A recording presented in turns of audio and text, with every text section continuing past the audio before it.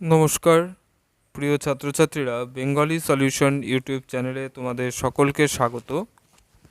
আজকে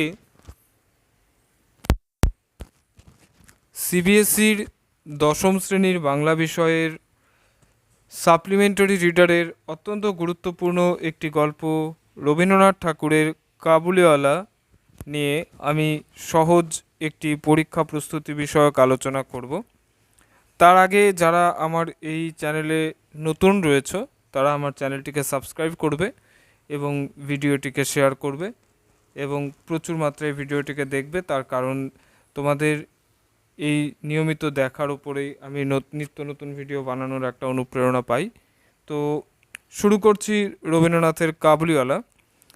কাবুলিওয়ালা গল্পটি তোমাদের সকলের কাছেই তোমাদের টেক্সটে রয়েছে, তো সেই বিষয়ে তোমরা পড়বেই।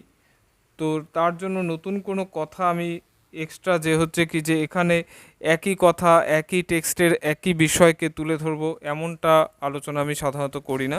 তোমরা জানো যে প্রত্যেকটা বিষয়কে সরলভাবে এবং তোমাদের পরীক্ষা উপযোগী করে বিষয়টাকে তোমাদের কাছে উপস্থাপন করাই আমার একমাত্র লক্ষ্য। তো আজকেও তার অন্যথা হবে না। ততক্ষণ তোমরা এই ভিডিওটির সঙ্গে থাকো এবং আমি চলে যাচ্ছি আমার ভিডিওর মূল পর্বে।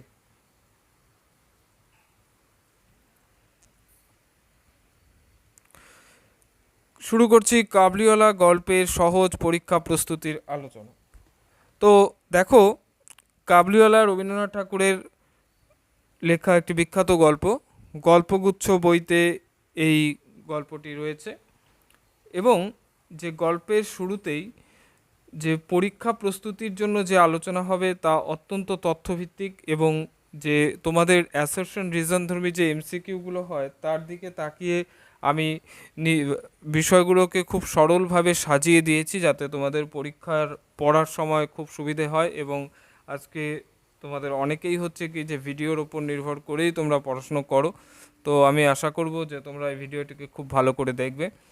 গল্পের শুরুতেই মিনির বয়স দেওয়া হয়েছে 5 বছর। মিনি ভাষা শিখতে সময় নিয়েছিল মাত্র 1 বছর। মিনিকে চুপ করে থাকতে দেখলে তার বাবার অর্থাৎ গল্পের কথকের একটুও ভালো লাগে না। গল্পের কথক পেশায় ছিলেন একজন লেখক। গল্পের কথকের উপন্যাসের সপ্তদশ অর্থাৎ 17 নম্বর পরিচ্ছেদ তিনি শুরু করেছিলেন এবং মিনি চুপ করে থাকলে তার দেখতে কেন ভালো লাগে না তা তিনি কারণ হিসেবে জানিয়েছেন কি, চুপ করে থাকলে তাকে অত্যন্ত অস্বাভাবিক বলেই মনে হয় আর সেজন্যই হচ্ছে কি তার খুব খারাপ লাগে। তাই তিনি মেয়ের অনবরত কথা বলে চলাটাকে বেশি পছন্দ করতেন। মিনির মা মিনির অনবরত কথা বলাকে একেবারেই পছন্দ করতেন না, তাই তিনি মেয়েকে ধমক দিয়ে চুপ করিয়ে দিতেন। মিনিদের বাড়ির দারোয়ানের নাম ছিল রামদয়াল, এটা তোমরা মনে রাখবে। রামদয়াল দারোয়ান কাককে কৌয়া বলেছিল। ভোলা বলে একটি ছেলে ছিল যে মিনিকে বলেছিল কি আকাশে হাতি সুর দিয়ে জল দেয়, তার জন্যই হচ্ছে বৃষ্টি হয়। মিনি তার বাবার পায়ের কাছে বসে আগডুম বাগডুম খেলছিল। কথকের উপন্যাসের নায়ক নায়িকার নাম হলো প্রতাপ সিংহ এবং কাঞ্চনমালা।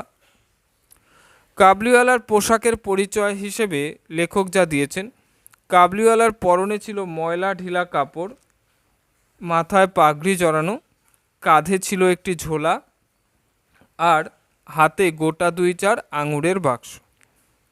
মিনির অন্ধ বিশ্বাস ছিল কি কাবুলিওয়ালার ঝুলির ভেতর খুঁজে দেখলে 2-4টে মানব সন্তান পাওয়া যাবে। কাবুলিওয়ালার সঙ্গে গল্পের কথকের আব্দুর রহমান রুশ ইংরেজ সীমান্ত রক্ষা নীতি বিষয়ে কথাবার্তা হয়েছিল। ঠিক আছে, মানে যেদিন কাবুলিওয়ালার সঙ্গে মিনির বাবার প্রথম সাক্ষাৎ হয় সেদিন তাদের এই বিষয় নিয়ে আলোচনা হয়েছিল। মিনির 5 বছরের জীবনে তার গল্পের ধৈর্যবান শ্রোতা তার বাবা আর দ্বিতীয় হলো কাবুলিওয়ালা। মিনি কাবুলিওয়ালার সঙ্গে কথা বলতো তাদের দরজার কাছে রাখা বেঞ্চের ওপরে বসে। কাবুলিওয়ালা মিনিকে প্রথম দিয়েছিল বাদাম এবং আর কিশমিশ। বাদাম আর কিশমিশ দিয়েছিল। মিনিকে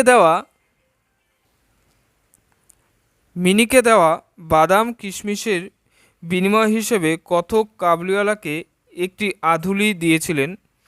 তোমরা অনেকেই আধুলির অর্থ জানো না, আধুলি মানে হচ্ছে 50 পয়সা।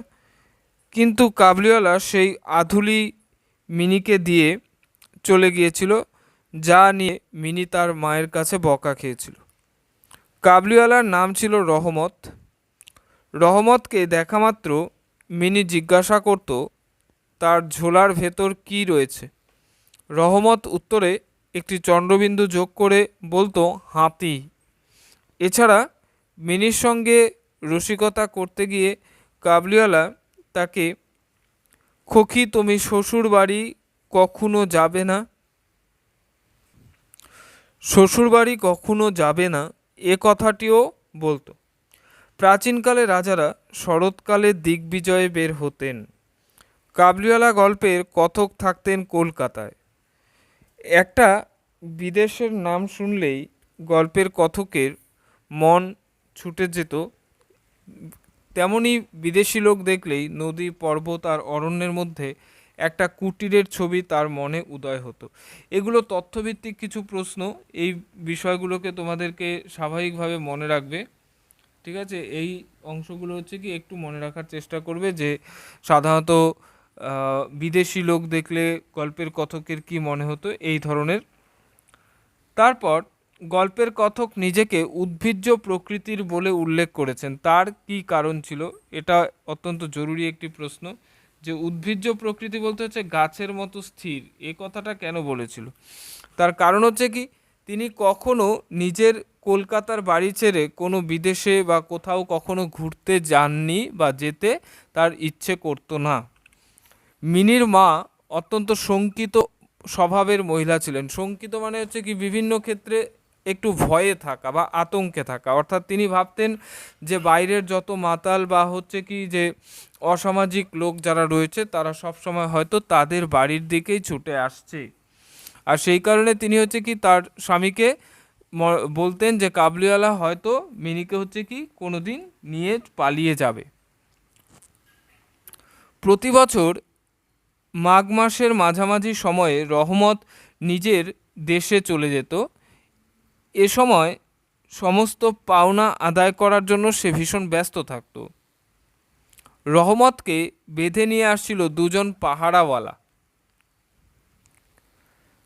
কথকের এক প্রতিবেশী রহমতের কাছে রামপুরি চাদরের জন্য কিছু টাকা পেতেন, কিন্তু রহমত সেই টাকার কথা অস্বীকার করায় উভয়ের মধ্যে তা নিয়ে বচসা হয় এবং শেষ পর্যন্ত রহমত তাকে ছুরি দিয়ে আঘাত করেছিল।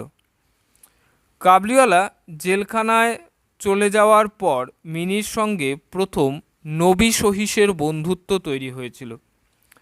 মিনির বিয়ের সম্বন্ধ স্থির হয়েছিল শরৎকালে। মিনির বিয়ে হবে পুজোর ছুটিতে।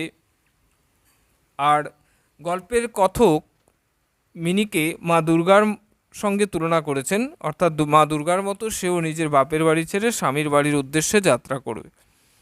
গল্পের কথক কাবুলিওয়ালাকে দীর্ঘ সময় পরে দেখে চিনতে পেরেছিলেন তার হাসির মধ্য দিয়ে, অর্থাৎ রহমত কাবুলিওয়ালা যখন হচ্ছে কি জেলখানা থেকে এসেছিল সেই সময় মিনির বাবা তাকে একমাত্র হচ্ছে কি তার হাসি দেখে চিনতে পেরেছিলেন।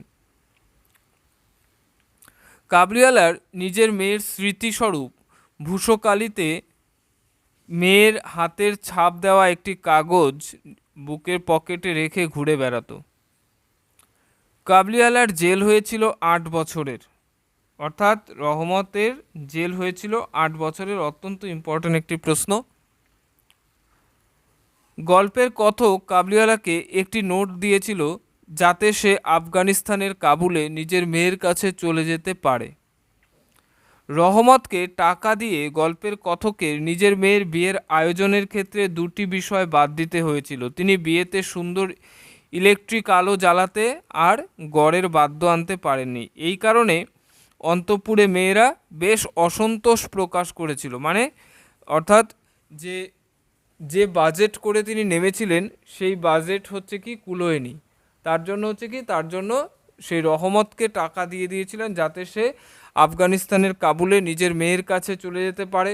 কারণ জেলে থাকাকালীন 8 বছরের মধ্যে মিনির যেমন হচ্ছে বিয়ের বয়স হয়ে গেছে, ঠিক তেমনই হচ্ছে কি আফগানিস্তানে কাবুলিওয়ালা রেখে আসা মেয়েও, তারও হচ্ছে কি বিয়ের বয়স হয়েছে। তাই আমরা এদিক থেকে উভয় ক্ষেত্রেই দেখতে পাচ্ছি যে দেশকাল পাত্রভেদে পিতার চরিত্র অভিন্ন। অর্থাৎ কি, যে কাবুলিওয়ালা আফগানিস্তানের মতো পাহাড়ি রুক্ষ মরু প্রধান দেশের মধ্যে থেকে সে হচ্ছে কি কলকাতায় মিনিকে দেখে মিনির মধ্যে নিজের মেয়েকে খুঁজে পেয়েছিল। একই রকমভাবে আমাদের গল্পের কথক তিনিও হচ্ছে কি সেই সুযোগে, যে সময় রহমত কাবুলিওয়ালা সে চলে এসেছে জেল থেকে, তার কাছে কোনো আয় উপার্জন বলতে হাতে টাকা পয়সা কিছু ছিল না, তাকেও কি করলেন, সেও যাতে নিজের মেয়ের কাছে ফিরে যেতে পারে তার জন্য হচ্ছে কি তাকে টাকা দিয়ে আফগানিস্তানে পাঠানোর ব্যবস্থা করে দিলেন। অর্থাৎ ব্যাপারটা হচ্ছে কি, যে সে কি গল্পের শেষে দেখবে একটি কথা রয়েছে, তোমাদের মিলন সুখে আমার মিনির কল্যাণ হোক। অর্থাৎ কি, যে মিনির যেমন বিয়ে হয়েছে, ঠিক তেমনই হচ্ছে কি গল্পের কথক চাইছেন কাবুলিওয়ালার মেয়েটিরও যেন বিয়ে হয়ে যায়।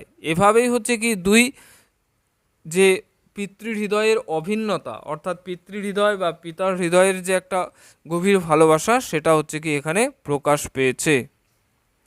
তোমরা ভিডিওটিকে খুব ভালো করে দেখো এবং প্রত্যেকটি পর্ব ধরে, প্রত্যেকটা লাইন ধরে, লাইনের পুরো হচ্ছে বিষয় ধরে, তথ্য ধরে এবং তার পাশাপাশি হচ্ছে লজিক ধরে আমি হচ্ছে বিষয়গুলোকে এখানে সাজিয়ে দিয়েছি। তোমাদের এমসিকিউ এর ক্ষেত্রে বিষয়টি যেমন সাহায্য করবে, তার পাশাপাশি পরীক্ষার আগে এই ধরনের প্রিপারেশনের জন্য এই জাতীয় ভিডিও কিন্তু কোথাও পাবে না। কাজেই এই চ্যানেলটিকে তোমরা সাবস্ক্রাইব করে রাখবে। ধন্যবাদ।